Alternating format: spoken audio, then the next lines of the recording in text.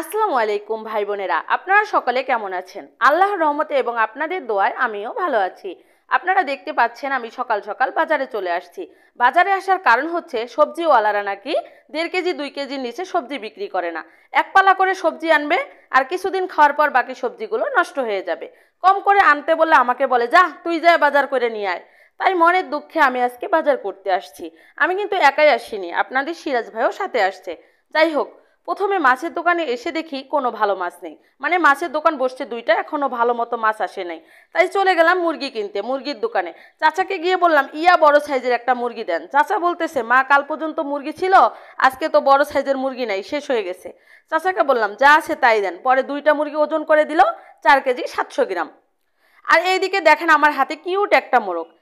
এটা মূলত চাচার একটি শখের পোষা মোরগ। চাচাকে ফাজলামো করে বলতেছি, বিক্রি করেন, আমি নিয়ে যাই। উনি বলতেছে, যদি না খেয়েও থাকি তাও বিক্রি করব না, ওটা আমার শিকারি। আরও বলতেছিল সবাই নাকি বাজারে এসে মোরগটা ছবি তুলে নিয়ে যায়। আর এইদিকে দেখেন চাচার মুরগি প্যাকেট করা শেষ। 800 টাকা চাচার হাতে ধরিয়ে দিয়ে গুটি গুটি পায়ে শুটকির দোকানে চলে গেলাম। শুটকির দোকানে আসছি বড় সাইজের চিংড়ি শুটকি নিতে। বড় চিংড়ি শুটকি দিয়ে কচুরলতি রান্না করলে আমার কাছে ভীষণ ভালো লাগে। আপনাদের কার কার কাছে খেতে ভালো লাগে প্লিজ কমেন্টে জানাতে ভুলবেন না কিন্তু। এইদিকে আটি বাঁধা লইট্টা শুটকিতে আমার চোখটা আটকে গেল, কিন্তু কিচ্ছু করার নেই। আপনাদের সিরাজ ভাই শুটকি পছন্দ করে না, শুটকির ঘ্রাণ শুনলেই নাকি তার বমি আসে। তাই আর নেওয়া হলো না লইট্টা শুটকি। চিংড়ির টাকাটা দিয়ে আমি চলে যাচ্ছি সবজি দোকানের উদ্দেশ্যে। সবজিওয়ালাকে বললাম, সব সবজি হাফ কেজি করে দাও। উনি পটল, বেগুন, করলা, ঢেঁড়স, আলু, পেঁয়াজ সমস্ত কিছু হাফ কেজি করে দিয়ে ব্যাগে ভরে দিল। আমি সবজির টাকাগুলো তাকে দিয়ে মুদির দোকানের উদ্দেশ্যে রওনা দিলাম। মুদির দোকানের ছেলেটা পরিচিত। ও দেখা মাত্রই হেসে হেসে বলতেছে, ভাবি এতদিন পর দোকানে আসলেন, ভালো আছেন তো? আমি আবার বলতেছি, ভালো না থাকলে আবার তোমার দোকানে আসতে পারি?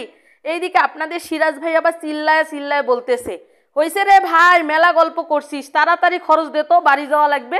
ও বলতেছে, ভাবি কি দিব শুধু বলেন একবার। যেমন কথা তেমন কাজ। আমি বললাম, মুসুর ডাল দাও। আমাদের একটা কবুতর আছে, ওর নাম মিনা, ছোলা বুট ছাড়া ওই কিছুই খাইতে পারে না। ওর জন্য আবার হাফ কেজি ছোলা কিনলাম। গরম মশলা, লবণ, চা পাতা, 2 প্রকারের ডাল, হাত ধোয়া সাবান, এত কিছু নেওয়ার পরেও ও বলতেছে আরও কি দিব বলেন। আপনাদের সিরাজ ভাই বলতেছে, তোমরা দোকানে না গুলের একে স্বভাব রে, গোটাল দোকানটা তুলি নিয়ে গেলেও কইবেন আরও কি দিব বলেন। যাই হোক, বললাম কয় টাকা হয়েছে? ছেলেটা বলতেছে 510 টাকা। পরে টাকাটা ওকে দিয়ে দিলাম। এখন বাসার উদ্দেশ্যে রওনা দিব। রিকশায় উঠে গেলাম, আপনারা তো দেখতেই পারলেন। তো আজকের ভিডিওটি যদি আপনাদের কাছে ভালো লাগে অবশ্যই লাইক, কমেন্ট, শেয়ার করে দিবেন। আর ভালো থাকবেন, সুস্থ থাকবেন। আল্লাহ হাফেজ।